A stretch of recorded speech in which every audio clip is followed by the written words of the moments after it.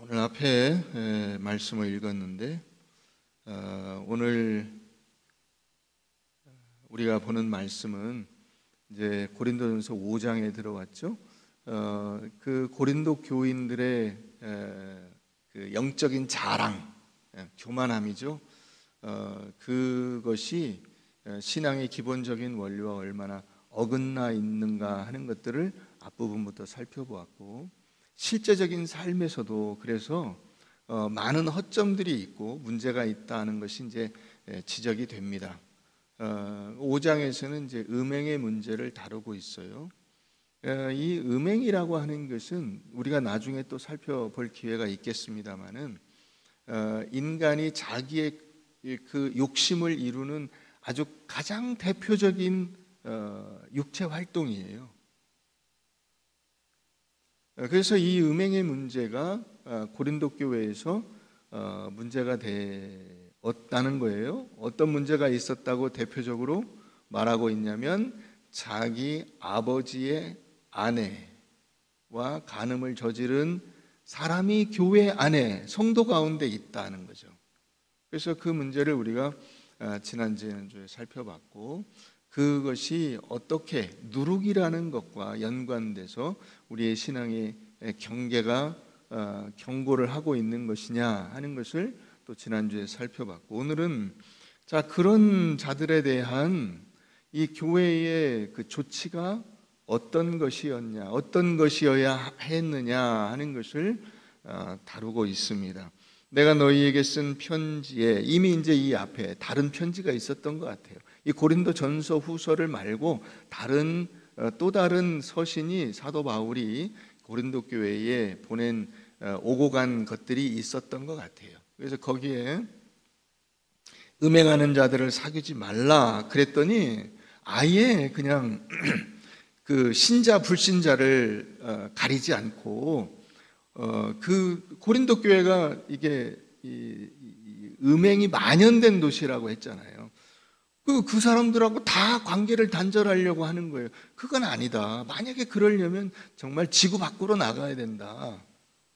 그런데 믿지 않는 사람들과 그렇게 관계를 단절하라는 것이 아니라 적어도 교회 공동체 안에서 이런 문제를 어떻게 다뤄야 하느냐 하는 것을 이 사도 바울이 이야기하고 있는 것입니다. 그래서 그 이야기가 뭐냐면 단적으로 13절에 나와 있어요.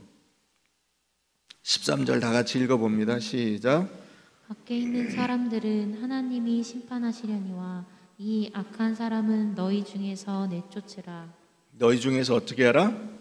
내쫓으라. 교회에서 내쫓아라 이러면 굉장히 여러분들에게 불편하게 들리실지 몰라요. 그러나 그 말이 어떤 의미인가 하는 것을 우리가 잘 묵상해 볼 필요가 있습니다. 요즘에는 대부분 다 이제 연료가 바뀌어가지고 그렇지 않습니다만은 한 30여 년 전, 그 이전 월동 준비하면 두 가지였어요. 겨울이 다가오니 월동 준비. 하나는 김장, 하나는 연탄 들여 놓는 거예요. 김장하고 연탄 들여 놓으면 세상에 걱정될 게 하나도 없죠, 그죠? 네, 그랬어요. 근데 여러분 생각해 보세요. 예를 들어서 세탁소가 있는데 세탁소 옆으로 연탄집이 들어와. 그럼 되겠어요, 안 되겠어요? 우리 조심합시다. 연탄집이 들어오면서 저희가 조심하겠습니다. 염려하지 마십시오. 염려가 안 돼요? 당연히 그 염려가 안 될 수가 없죠. 세탁소 옆에 연탄집이 들어오면 암만 조심해서, 그 조심해서 될 일이 아니죠. 우리가 세상 속에 살아가고 있어요. 세상 속에 산다는 것이 어찌 보면 그와 같아요. 우린 세상 속에 있는 세탁소와 같은데 세상은 다 연탄집이에요. 바람에 날려워요. 암만 조심해도. 확 바람이 불고 비바람이 치고 이러면 다 튀어가지고 그 시꺼먼 껌댕이 다 묻어요. 세탁 암만 잘해도 소용이 없어요. 그래서 그런 점에서 우리가 세상 사람들과 단절해서 살 수는 없는 거예요. 그러나 적어도 이 교회 공동체 안에서 그런 문제에 대해서 어떻게 해야 되느냐 하는 것에 대한 지침을 오늘 이 사도 바울이 고린도 교회에 주고 있는 것입니다. 이게 무슨 의미인가를 우리 한번 살펴보십시다. 사무엘상 15장에 한번 가봅니다. 사무엘상 15장.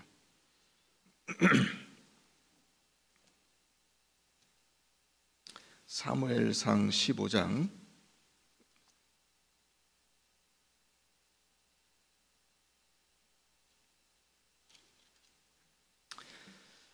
구약 431페이지입니다. 사무엘상 15장 1절 한번 보겠습니다. 사무엘이 사울에게 이르되 여호와께서 나를 보내어 왕에게 기름을 부어 그의 백성 이스라엘 위에 왕으로 삼으셨은즉 이제 왕은 여호와의 말씀을 들으소서. 만군의 여호와께서 이같이 말씀하시기를 아말렉이 이스라엘에게 행한 일 곧 애굽에서 나올 때에 길에서 대적한 일로 내가 그들을 벌하노니 지금 가서 아말렉을 쳐서 그들의 모든 소유를 남기지 말고 진멸하되 남녀와 소아와 젖먹는 아이와 우양과 낙타와 나귀를 죽이라 하셨나이다. 그러니까 현대를 살고 있는 사람들에게 이런 그 부분들이 굉장히 불편하게 느껴지실 거예요. 이제 1차적인 반응은 어떤 거냐? 그 죄 없는 아이들, 젖먹이들, 짐승들을 왜 죽입니까? 아마 여러분들도 그렇게 생각을 하실 거예요. 구약에 있는 이런 말씀들이 여러분들에게는 상당히 불편하게 느껴질 겁니다. 그건 이 당시 사람들도 마찬가지였을 거예요. 이 당시 사람들도. 그러나 이 근본적인 뜻이 무엇인가를 여러분들이 잘 아셔야 돼요. 자, 그래서 다른 그 근본적인 뜻을 살펴볼 수 있는 부분으로 한번 가서 보십시다. 신명기 21장입니다. 신명기 21장. 이제 공기가 좀 난방을 하고 있어서 건조해지니까 제가 목이 좀 불편한데 여러분들의 양해를 부탁드리겠습니다. 신명기 21장 295페이지 신명기 21장 18절입니다. 사람에게 완악하고 패역한 아들이 있어 그의 아버지의 말이나 그 어머니의 말을 순종하지 아니하고 부모가 징계하여도 순종하지 아니하거든 그의 부모가 그를 끌고 성문에 이르러 그 성읍 장로들에게 나아가서 그 성읍 장로들에게 말하기를 우리의 이 자식은 완악하고 패역하여 우리 말을 듣지 아니하고 방탕하며 술에 잠긴 자라 하면 그 성읍의 모든 사람들이 그를 돌로 쳐 죽일지니 이같이 내가 너희 중에서 악을 어떻게 해라? 제거해라. 그리하면 온 이스라엘이 듣고 두려워하리라. 이를테면 일벌백계 하라는 거예요. 일벌백계. 한 사람을 처벌해서 100명의 사람들이 정신이 번쩍 들게 이러면 안 되겠네 라고 깨닫게 해라 라는 말을 하고 있어요. 여기 이 제하다 라고 하는 단어가 어떤 뜻이냐면 이게 바르라고 하는 단어인데요, 불태워 없애는 거예요. 그래서 여러분 이건 제사를 드리는 데도 쓰여요. 제물을 어떻게 하죠? 불태워 드리죠. 불태워. 그 제물은 뭐냐면 그 죄를 지은 인간을 대신한 짐승이에요. 그래서 그 짐승의 사체를 불태워 없애는 것은 그 사람이 지은 죄가 불태워 없어지는 거예요. 지금 그것을 나타내고 있는 겁니다. 자, 그러면 이런 말씀들이 여기뿐이냐? 아니죠. 22장도 한번 가보세요. 그 옆에 22장 21절 한번 가서 보겠습니다. 이거는 이제 처녀 순결에 관한 법이에요.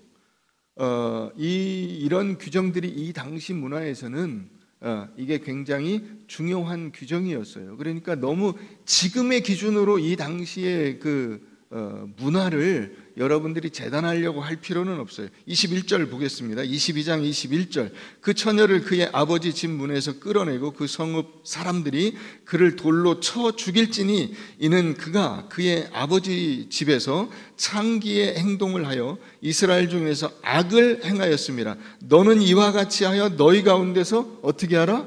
악을 제하라. 악을 불태워 없애버려라. 자, 그 다음에 19장도로 한번 가보시죠. 우리 19장 13절. 19장 13절.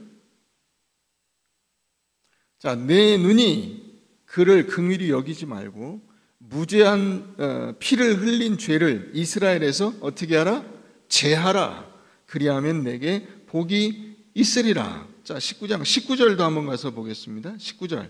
그가 그 형제에게 행하려고 이 위증에 대한 벌을 이야기해요. 위증을 하려고 하면 그 위증하려고 했던 사람을 죽여버리라는 거예요. 그 형제에게 행하려고 꾀한 그대로 그에게 행하여 너희 중에서 악을 어떻게 하라? 제하라. 자, 17장도 한번 가보세요. 17장 7절. 7절. 우상을 숭배하는 사람에 대해서 이런 자를 죽이기 위하여는 증인이 먼저 그에게 손을 댄 후에 뭇 백성이 손을 댈지니라. 너는 이와 같이 하여 너희 중에서 어떻게 하라? 악을 제하라. 자, 12절도 한번 가서 보세요. 12절. 사람이 만일 무법하게 행하고 내 하나님 여호와 앞에 서서 섬기는 제사장이나 재판장에게 듣지 아니하면, 그 말을 듣지 않으면 그 사람을 죽여 이스라엘 중에서 어떻게 하라? 악을 제하여 버리라. 그리하면 13절 다 같이 읽습니다. 시작. 그리하면 온 백성이 듣고 두려워하여 다시는 무법하게 행하지 아니하리라. 일벌백계가 굉장히 중요하다는 것입니다.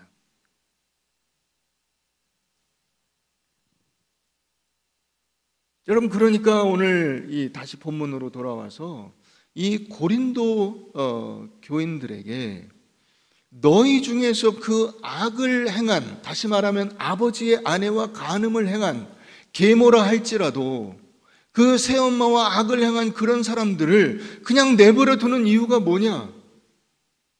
내쫓아라 라고 이야기하고 있는 거예요. 믿지 않는 사람들이 그렇게 하는 것이야 우리가 상관할 바가 없어요. 그 사람들은 어차피 이 땅의 삶을 사는 것으로 멸망당할 사람들이에요.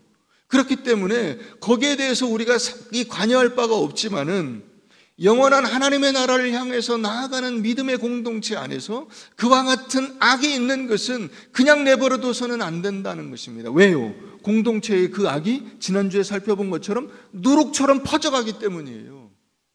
그래서 빼내야 하는 것입니다.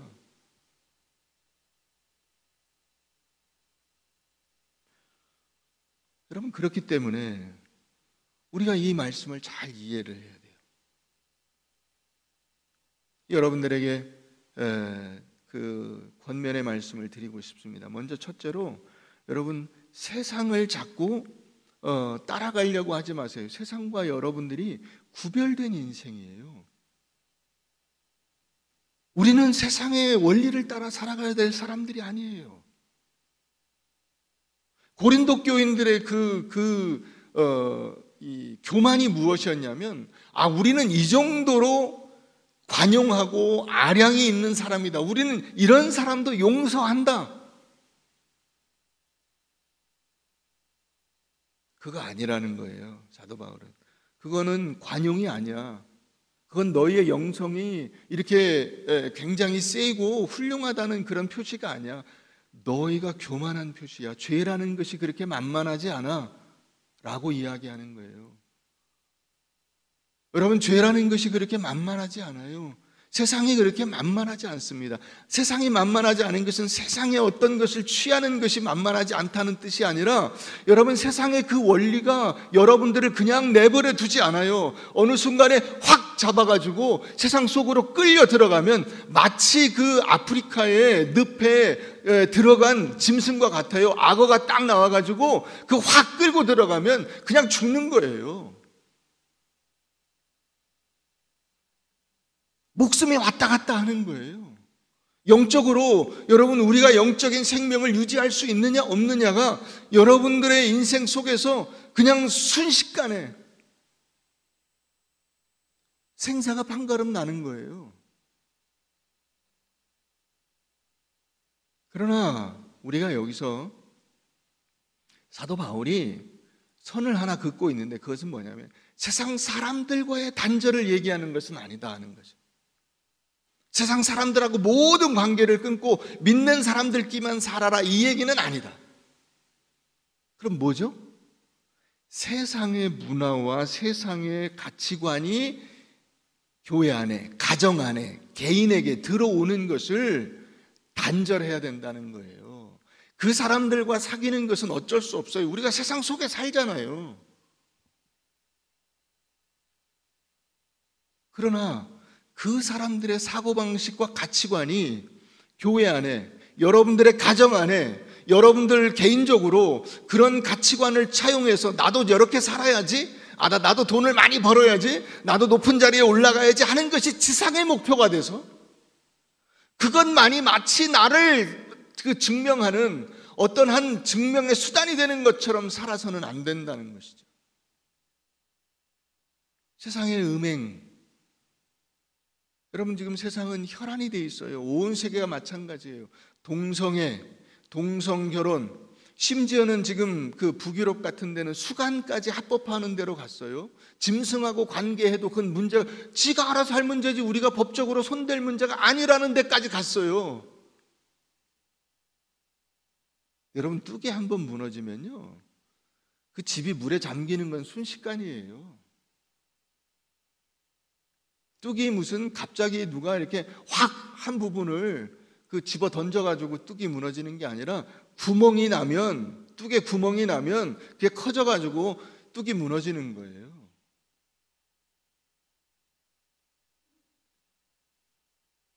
세상 사람들 속에서 그런 음행이, 동성애가, 동성결혼이 만연되는 것을 우리가 뭐라고 할 건 없어요. 그 사람들은 어차피 이래 주구나 저래 주구나 끝나는 거예요. 그러나 우리 안에 그것이 들어올 때 내가 그런 것들을 허용할 만큼 그렇게 힘이 세냐, 영적으로 강력하냐? 전혀 그렇지 않아요. 전혀 그렇지 않아요.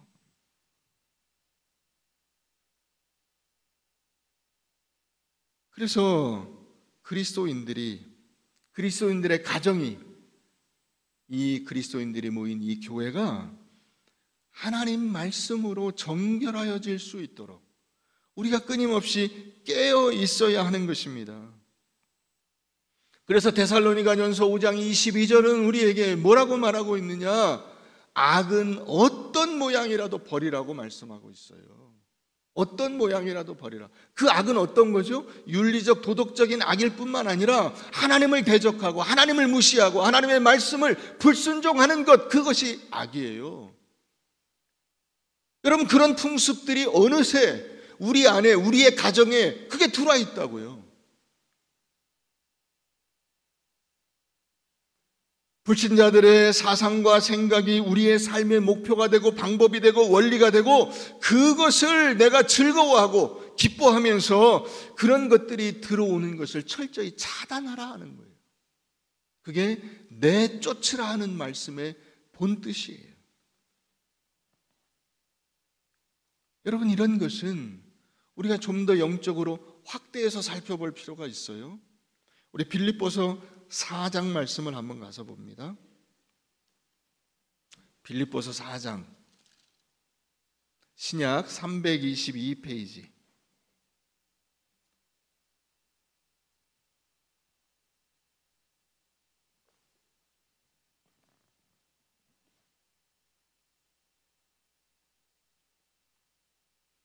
(4장 10절) 보겠습니다. 내가 주 안에서 크게 기뻐함은 너희가 나를 생각하던 것이 이제 다시 싹이 나미니 너희가 또한 이를 위하여 생각은 하였으나 기회가 없었느니라. 내가 궁핍함으로 말하는 것이 아니니라. 어떠한 형편이든지 나는 자족하기를 배웠노니 나는 비천에 처할 줄도 알고 풍부에 처할 줄도 알아. 모든 일 곧 배부름과 배고픔과 풍부와 궁핍에도 처할 줄 아는 일체의 비결을 배웠노라. 내게 능력 주시는 자 안에서 내가 모든 것을 할 수 있느니라. 이 말씀이 그 나타내고 있는 원리가 뭐냐면 하나님만이 우리의 참 주인이시라는 거예요. 하나님만이. 한번 따라해 보세요. 하나님만이 우리의 참 주인이시다. 참 주인이시다. 사도 바울에게 배부름과 배고픔이 영향을 끼치지 않았다는 거예요. 배부르다는 것 때문에 하나님을 잘 섬기거나 배고프다는 것 때문에 하나님을 함부로 하거나 외면하거나 하지 않았다는 거예요. 근데 여러분, 우리는 그런 것에 굉장히 영향을 받죠. 그것이 마치 다라고 이야기하잖아요. 심지어는 뭐니 해도 아시죠? 어떻게 그런 말이 나오냐 이거죠. 어떻게? 왜 우리의 사고방식 속에 그게 자리 잡고 있느냐 하는 것이죠. 왜 그렇죠? 이 세상이 다라고 생각하니까 그런 거잖아요. 우리는 하나님의 나라를 향해서 가는 사람들인데 그 나라를 향해서 가는 데 있어서 배부른 것과 배고픈 것이 아무 영향을 끼치지 않는다고요. 그게 우리의 인생의 중요한 어떤 그 능력의 근원이 아니더라고요. 풍부하다고 해서 그것이 하나님을 향해서 나아가는데 힘이 되는 것이 아니고 뭔가 부족하다고 해서 그것 때문에 발목이 잡혀서 주님을 섬기는데 문제가 있는 것이 아니더라는 거예요. 사도 바울이 지금 그 고백을 하고 있는 거예요. 넉넉하거나 모자라거나 이런 세상이 주는 것을 힘으로 삼지 않았기 때문에 세상에 의해서 방해를 받지 않아요. 어떤 문제가 생겼다고 해서 그것 때문에 내 신앙이 주저앉거나 방해를 받지 않아요. 몸이 건강하다고 해서 주님을 잘 섬기고 몸이 좀 아프면 주님을 못 섬기는 것이 아니라는 거예요. 전혀 그렇지 않아요. 몸이 건강하면 건강한 몸으로 주님을 위해서 충성 봉사하며 헌신할 수 있는 것이고, 몸이 부족하면 기도하며 말씀을 묵상하며 하나님께서 내게 주신 뜻과 은혜를 기다리며 하나님의 나라를 향해서 지금 현재 내가 나아가야 될 그 방향이 어떤 것인가를 다시 확인하고 그 길을 연약한 육신으로 차근차근 걸어가는 거예요. 거기에 아무 제한이 없어요.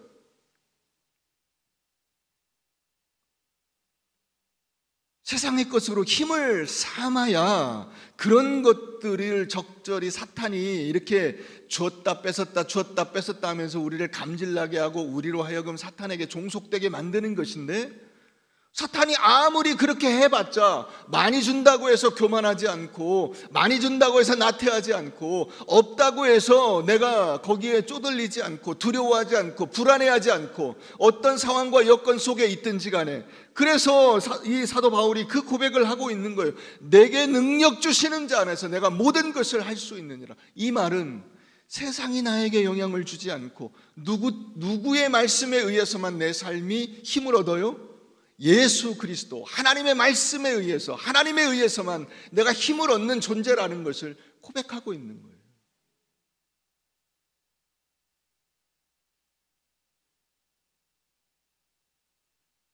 여러분, 신자가 가야 할 길이 어떤 길이냐? 그의 삶의 원리와 내용과 목적은 세상과는 좀 다른 거여야 되지 않아요? 근데 여러분들의 기도의 제목을 점검해 보세요. 결국 요약하면 돈 달라, 결국 요약하면 건강 달라, 그거 주면 더 이상 하나님 앞에 기도할 필요가 없겠죠. 하나님과 상관없이 살아요.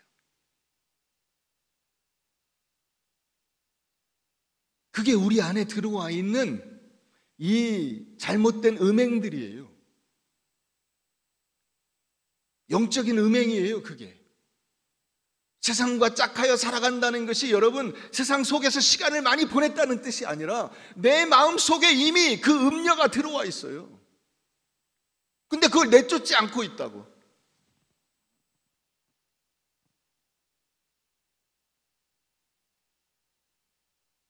우린 세상과 타협해서 살아갈 사람들이 아니거든요.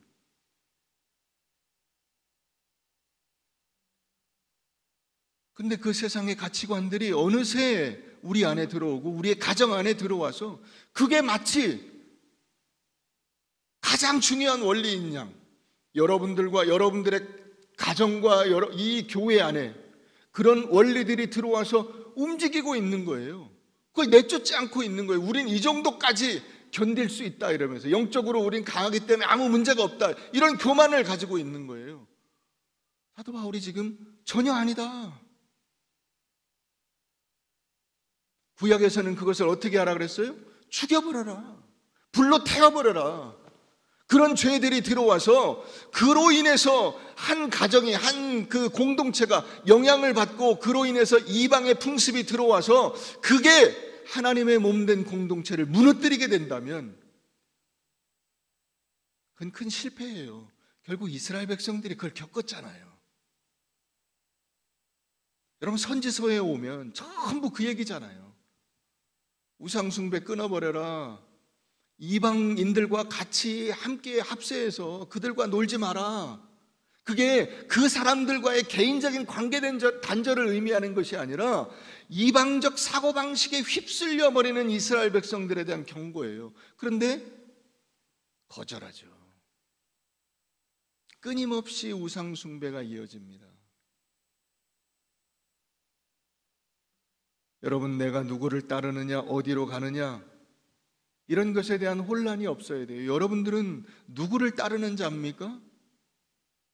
하나님을 따르는 자입니다. 하나님의 나라의 백성이에요. 그것을 여러분들이 놓치시면 안 돼요.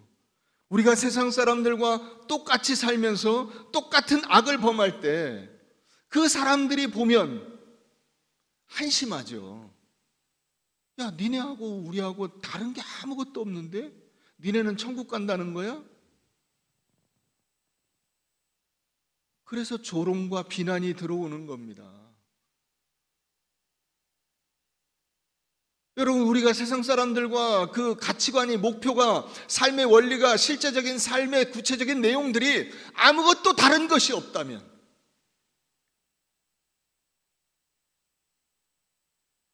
우리가 천국에 가야 될 근거가 있어요?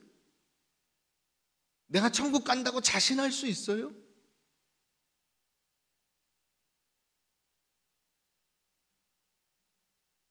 그게 종교 행위예요.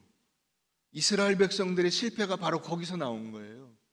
자기들은 안식일을 지키고 율법을 지키기 때문에 아무 문제가 없다고 생각을 하는 거예요. 근데 뭐가 없어요? 하나님이 없어요. 그래서 심지어 말라기서나 예레미야서에서는 차라리 그 성전 문을 닫아버렸으면 좋겠다고 하는 거예요. 차라리 하나님이 말씀하시는 거예요. 내가 그런 재물 받아 먹으려고 있는 줄 아냐? 하나님이 인간이에요? 그 육식 동물을 먹는 식인 동물입니까? 아니죠. 그건 죄를 태워서 없애는 거잖아요. 그 의미를 놓쳐버리고 어느 순간 그렇게 돼버린 거예요.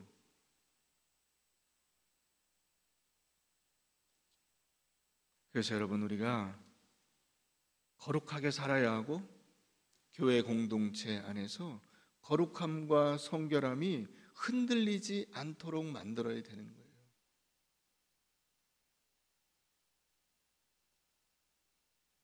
이제 어떻게 해야 될까요? 예수 그리스도의 본을 따라가야죠. 예수 그리스도의 본을 따라가야죠. 자, 그 옆에 빌립보서 4장 4절부터 한번 보겠습니다. 4장 4절.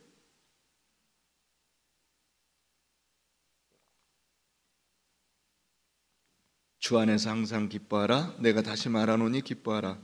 너희 관용을 모든 사람에게 알게 하라. 주께서 가까우시니라. 아무것도 염려하지 말고 다만 모든 일에 기도와 간구로 너희 구할 것을 감사함으로 하나님께 아뢰라. 그리하면 모든 지각에 뛰어난 하나님의 평강이 그리스도 예수 안에서 너희 마음과 생각을 지키시리라. 자, 8절 9절 다 같이 읽습니다. 시작. 끝으로 형제들아, 무엇에든지 참되며 무엇에든지 경건하며 무엇에든지 오르며 무엇에든지 정결하며 무엇에든지 사랑받을 만하며 무엇에든지 칭찬받을 만하며 무슨 덕이 있든지 무슨 기림이 있든지 이것들을 생각하라. 너희는 내게 배우고 받고 듣고 본 바를 행하라. 그리하면 평강의 하나님이 너희와 함께 계시리라. 함께 계시리라. 여러분들에게 무슨 대단한 일을 하라는 게 아니에요. 업적을 남기라고 말씀드리는 게 아닙니다. 여러분들이 매일같이 하나님의 말씀을 붙들고 세상 유혹에 휩쓸려 가지 않도록 애쓰라는 거예요. 그 점을 노력하시라는 거예요. 그게 그리스도인들이에요. 그게 그들과 다른, 세상 사람들과 다른 삶이에요. 내가 하나님의 말씀대로 살아서 내 삶의 원리가 세상의 삶의 원리와는 좀 다르다. 세상 사람들과 완전히 다르다.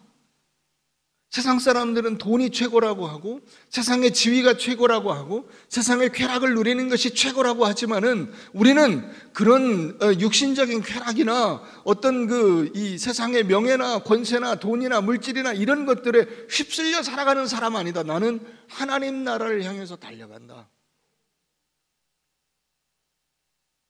근데 여러분들이 수십 년간 그런 것을 의식하지 않고 살아왔기 때문에 영적인 그 감수성이 무너졌어요. 무디어졌어요. 그래서 하나님의 말씀을 읽으면 이게 무슨 말인지를 잘 몰라요. 글씨야 잘 읽죠. 글씨를 읽는 데는 문제가 없어요. 근데 그것이 무슨 말인지 깨닫지를 못해요. 성령의 역사하심이 어느 순간 공동체에서 이렇게 슥 물이 빠졌어요. 말씀을 듣고 이해하고 민감하게 반응하고 하나님의 말씀에 대한 전적인 순종의 마음이 없어요. 이게 지금 이 시대를 살아가는 이 믿음의 공동체의 가장 큰 문제예요. 어느 순간 우리가 여러분 세상에 너무 깊이 발을 들이는 바람에 무엇이 안 되냐면 하나님의 말씀이 이해가 안 되고 하나님의 말씀이 불필요한 것 같고 왜 이런 말씀을 주시지? 정말 옛날 이 구약의 구닥다리 하나님은 못 말려. 이해할 수가 없어. 무슨 얘기인지 모르겠어. 왜 이런 얘기를 하지? 말씀을 깨달아 알지 못해요.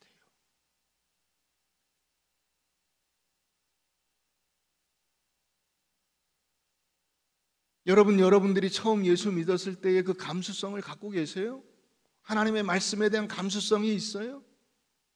그때는 말씀을 읽으면 그 말씀이 또렷하게 머릿속에 남고 그 말씀을 붙들고 눈물을 흘리며 기도하고 하나님의 말씀대로 살기 위해서 발버둥치고 애썼어요. 그런데 지금 여러분들의 마음속에 그런 마음이 있어요? 그 마음을 내쫓으세요. 그런 세상적인 마음 다 내쫓으세요.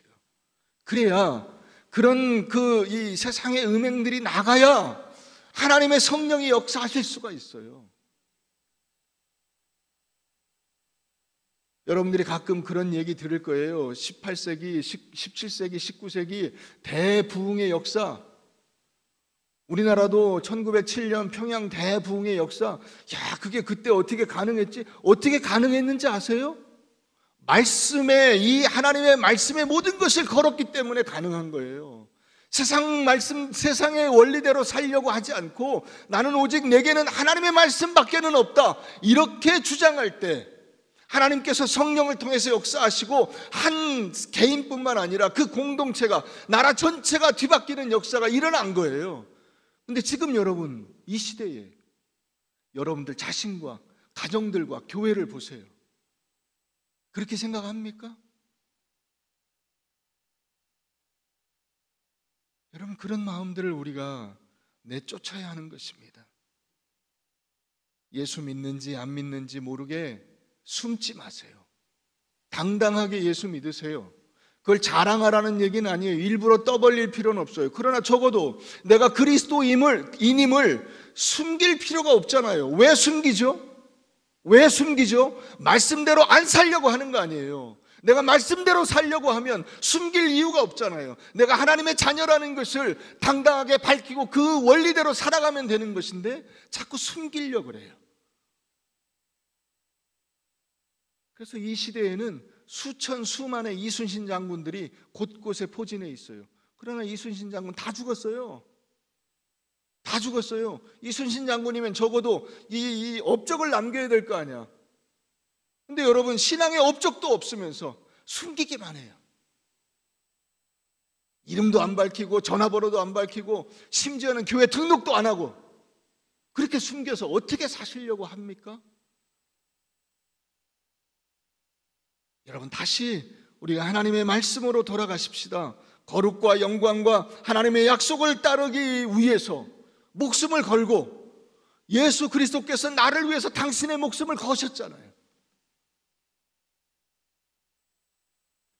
우리는 그 예수 그리스도를 따라가는 사람으로서 내 삶의 자리에서 목숨을 걸고 하나님께서 내게 주시는 그 은혜와 복을 빼앗기지 않고 살아가실 수 있게 되기를 바랍니다. 주 안에 견고히 서서 하나님께서 우리 이웃을 구원하시는 영광스러운 길에 동참하시고 나에게 주신 시간과 능력으로 경건을 연습하고 십자가를 지는 삶을 살아가시기를 주의 이름으로 축원합니다.